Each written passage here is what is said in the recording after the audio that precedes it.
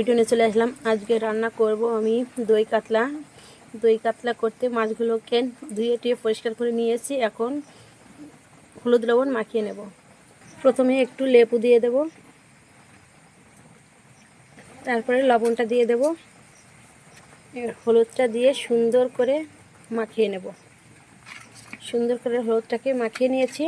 এবার একটু ভেজে নেব হালকা করে। কড়াইটা গরম হয়ে গেছে, তেলটাকে দিয়ে দেব। এটা গরম হয়ে যাওয়ার পরে মাছগুলোকে দিয়ে দিয়েছি। হালকা করে ভেজে নেব মাছটাকে। আমি নেব নিয়েছি মশলা লাগছে জিরে, ধনে,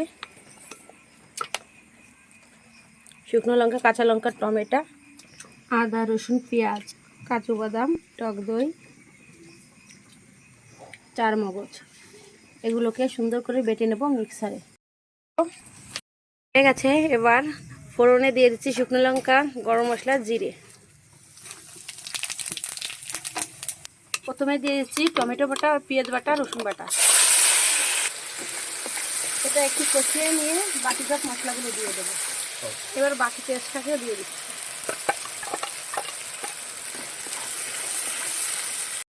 সব মশলাগুলোকে বেটে নিচ্ছি। লবণ, একটু হলুদ দিচ্ছি।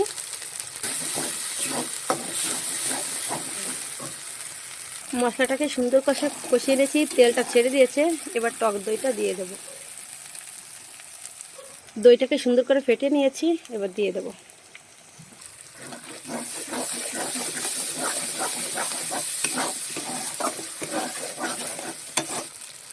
একটু চিনি দিয়ে দেবো, যেহেতু টক দইটা দিয়েছি এবং টমেটো দিয়েছি, টকটা হয়ে যাবে বেশি, তার জন্য একটু চিনি দিলাম। একটু মিষ্টি মিষ্টি হবে, সেটা খুব সুন্দর লাগবে। ঝোলটা দিয়ে দেবো।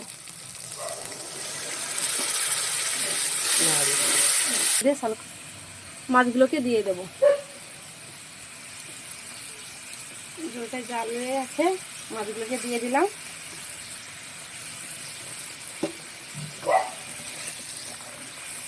একটু জাল দিয়ে নামিয়ে নেব। সুন্দর করে জাল দিয়ে নিয়েছি। একটু ঘি ছড়িয়ে নামিয়ে নেব। গরম মশলা গুঁড়ো দিয়ে দেবো। এখন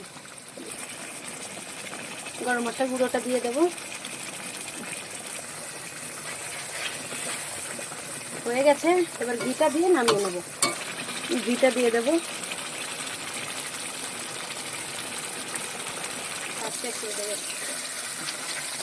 হয়ে গেছে আমার রান্নাটা। দেখুন কত সুন্দর হয়েছে। যদি আমার রান্না দেখে আপনাদের ভালো লাগে, আমার ভিডিওতে অবশ্যই সাবস্ক্রাইব করে দেবেন, লাইক শেয়ার করে দেবেন। ধন্যবাদ। হয়ে গেছে আমার দই কাতলা।